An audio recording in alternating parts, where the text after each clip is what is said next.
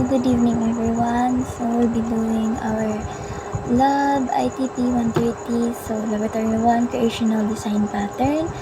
So we are tasked to build a game asset generator system for a small indie game studio.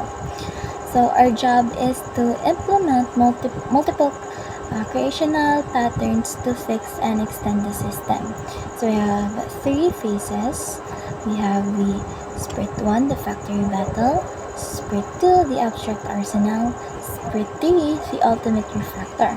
So first, let's do the Sprint 1, the factory battle.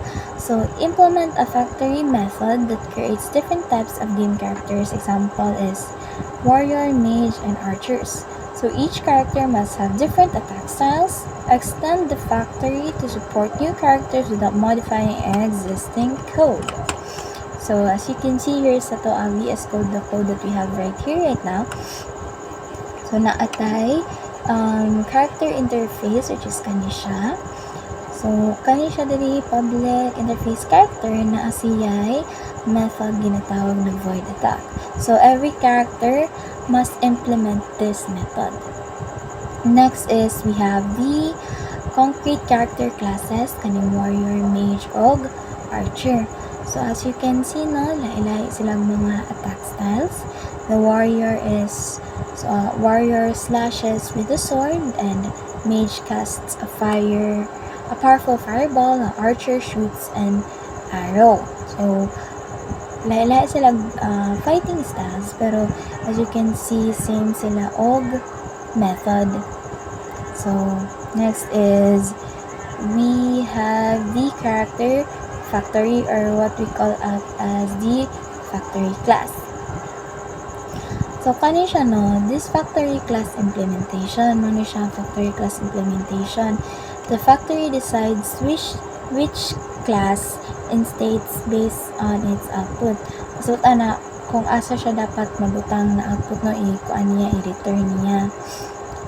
So kung wala kay kuan dira, walay character dira na mage type ba, archer type ba, or warrior type ba, then magbutang na siya rig unknown character type plus type, which is kaning warrior, mage, or archer. I'm so sorry. So this avoids using new multiple places, keeping code clean and centralized. So 4 is we have the main class na to, which is this one. So public import Java util scanner para ma-scan niya ang mga ina-input sa client. And then you have the public class main, public static void string, and this user mag-input siya og character type. Let's say mag-input siya og warrior, mage ba, or archer. Then ang attack method mag-execute na siya dira example lang imuhang kuan dira kay enter na character kay mage. So ang katong skill diri sa mage, kani mage casts a powerful fireball. Mao ni siya ang mulabas didto sa imuhang kuan sa imong client na siya. So ang kaning Sprint 1, to summarize it, kay diri magbutang ang mga implementations na to, or katong nakabutang sa pinaka first na implemented factory method patterns. And as you can see, walay nakuan nadungag na mga wala natarog ang ato ang existing codes, which is the warrior, the mage, the archer. So next is simplified ang object creation, reduces direct dependency and concrete classes. So make it easy to add new character types later on. So pwede ka mag-override diri. So next is we have the Sprint 2, the abstract arsenal. So expand the system by adding weapons. Examples are sword, bow, staff, and other power-ups such as health boost, mana boost. Same lang sa kanang mga other games na we have right now. Use an abstract factory to group weapons and power-ups by themes. example, medieval set, futuristic set. So, i-group ang mga weapons and power-ups based sa iyang team. Okay? So, the client should be able to swap teams without changing code logics. So, here we have is the Spirit 2. So, first is we have define the abstract product. So, first is we have the public interface weapons, void use, and the public interface power-ups is void activate. So, gani siya, naga-define lang siya diri sa type of weapons and power-ups. So, each team will provide its own version of these. So, example, magbungag ka dirag another team. Let's say, kanang theme na kanang nature theme ba dira or any theme. So, makapala ko nimo ni siya since dili man ka pwede magduha-duha. Void use, void active. So, next is we have the medieval family. So, first here is public class sword implement weapons. Then, public void use, swinging the medieval sword. And also we have is health boost. So under aning medieval nato na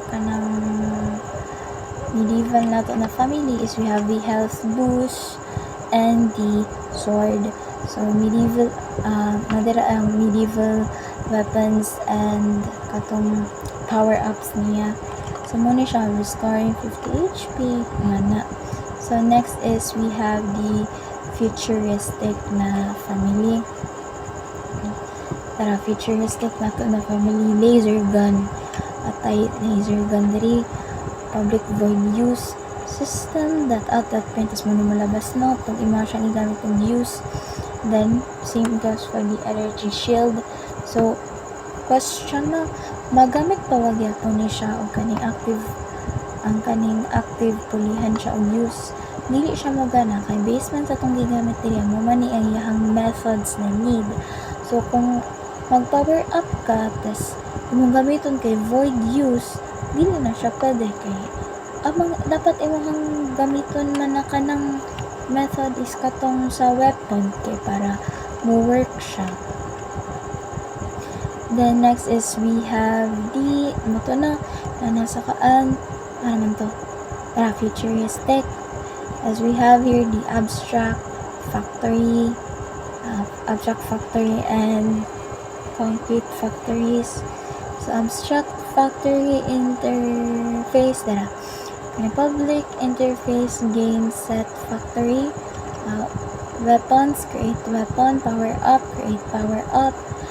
Kuan siya, this is an abstract factory interface. Naga-define ni siya on how to create a related object or create sets of objects, weapons, and power-ups of anything. So we have here is the concrete factories. Same na Japan sa medieval na makita ninyo siya. So we have here sa kaning concrete factory na pag ang kaning concrete factory kay nadiri ang medieval factory implements game factory public weapon creates weapon return new sword pag na siya pag makahimo na ka. So each factory produces a consistent family of products. So ang kanang isa daw ka family of products kay nagahimo siya consistent isa lang ka product ng isa ka product is consist of family ka or daghan multiple products. So medieval factory gina-return niya medieval style object and futuristic objects returns to futuristic ones.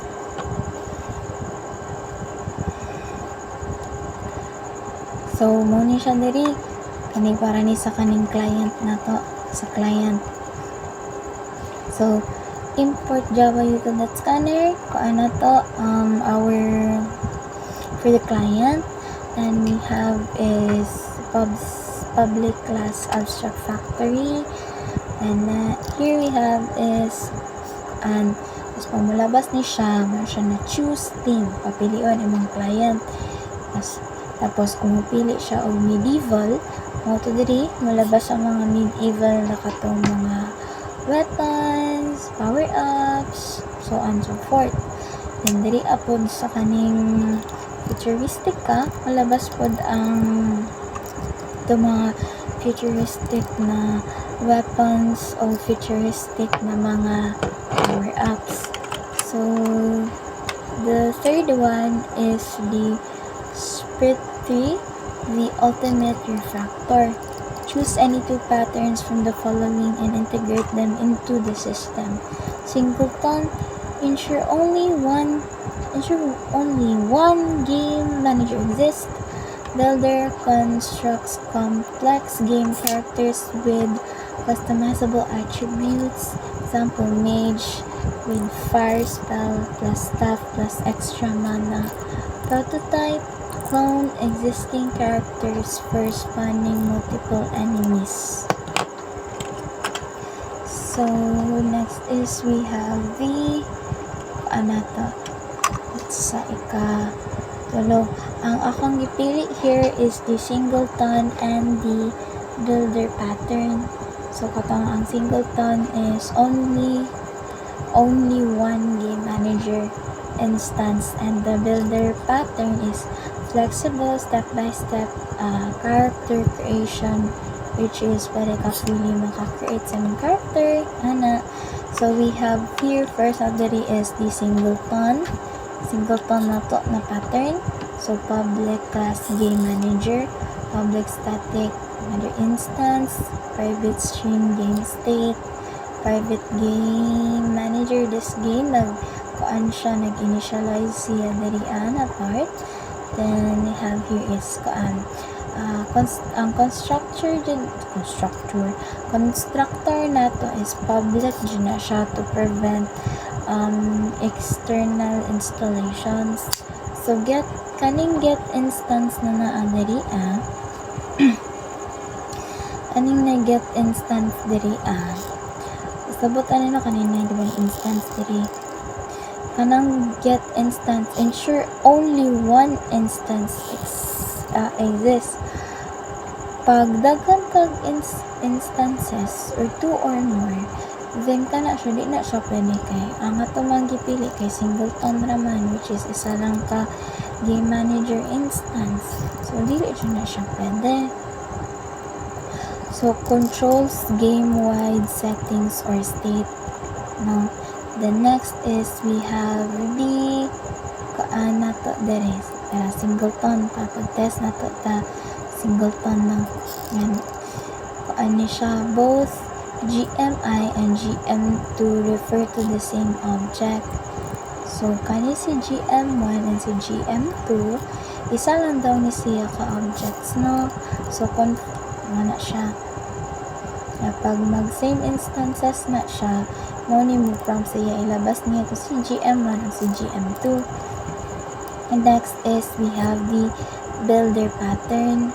So we have here is our class, public class game character. We have the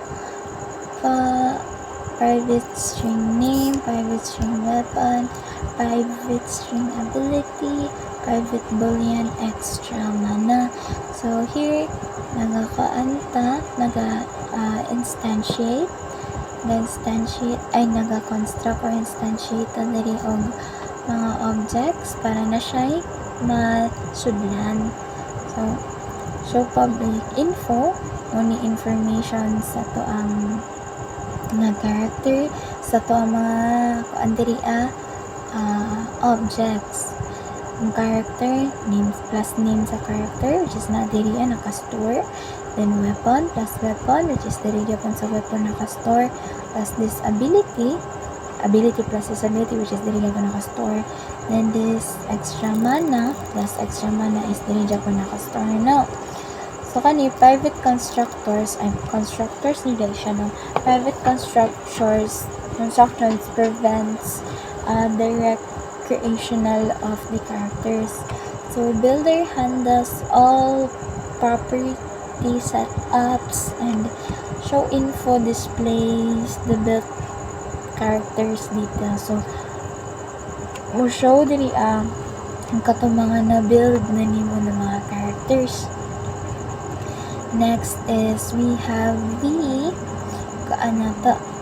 another here po sa baba, which is the public static class character builder. So we have is the public static class character builder, private string name, private string weapon, private string ability, private string boolean. Again, these are what we call as constructors, no? Or paglalagyan in Tagalog. The information sa to ang mga objects na to na diri. So, inner or kaning character builder na to builds the character step by step. So, diri niya gina-build na step by step at a time. So, each method na return this from method chaining. Here, this that name, this that weapon, i-return niya.